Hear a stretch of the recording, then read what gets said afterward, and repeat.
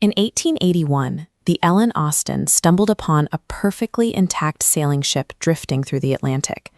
Its valuable cargo was safely stowed, but the crew had completely vanished. The captain attempted to tow the vessel and placed his own men aboard to steer it. Days later, a severe storm rolled in.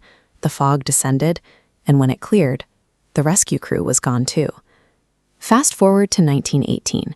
The USS Cyclops, a massive U.S. Navy cargo ship carrying 306 people and over 10,000 tons of manganese, severed radio contact during a routine voyage.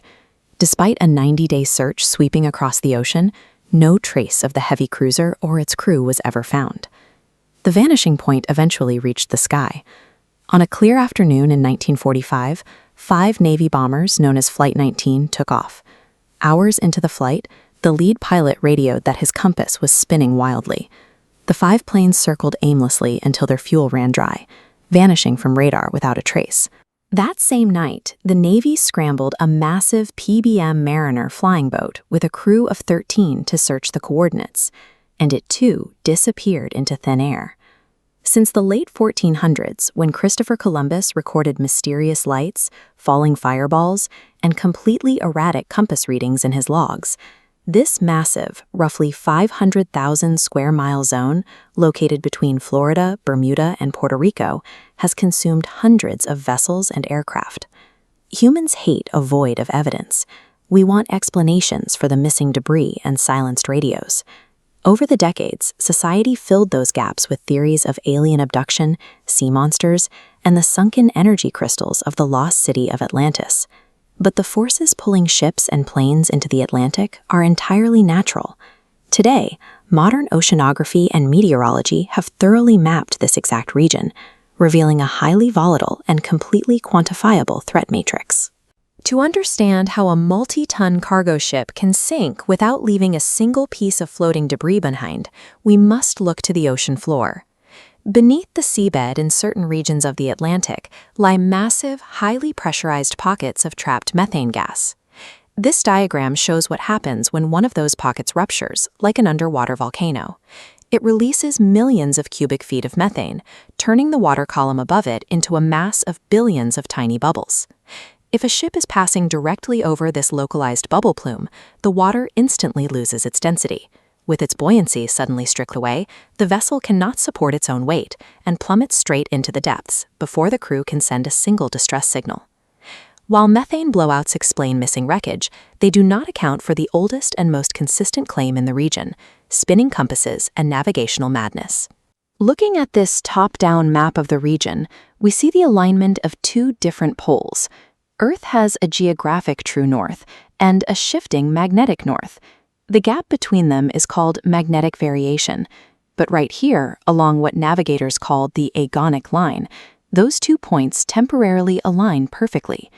Historically, sailors routinely calculated the magnetic difference to correct their headings.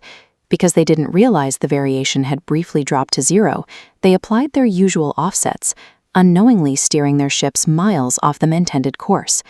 Combine that drift with the region's extreme weather, where unpredictable 100-foot ocean swells materialize rapidly, and you have perfect conditions for untraceable maritime disasters.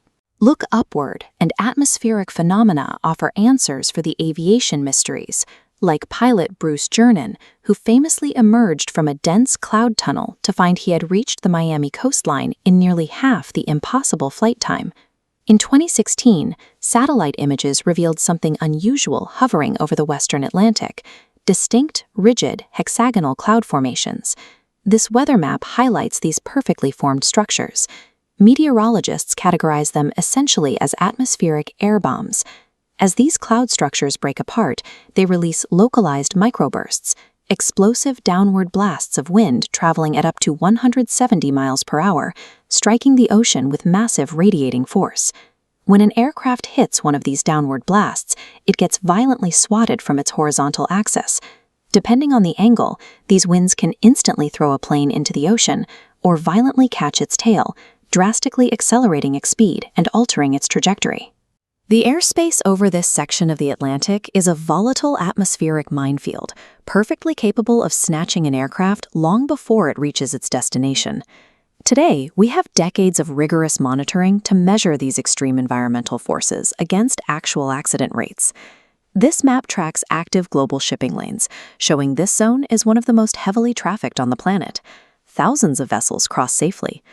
This bar chart compares the accident rate here against other zones. Factoring traffic volume, the disappearance rate is statistically identical. Major marine risk assessors and insurance syndicates like Lloyd's of London analyze every conceivable maritime threat to calculate financial risk. Yet commercial vessels are not charged a single penny extra in insurance premiums to traverse this water. The laws of physics do not break down between Florida, Bermuda, and Puerto Rico.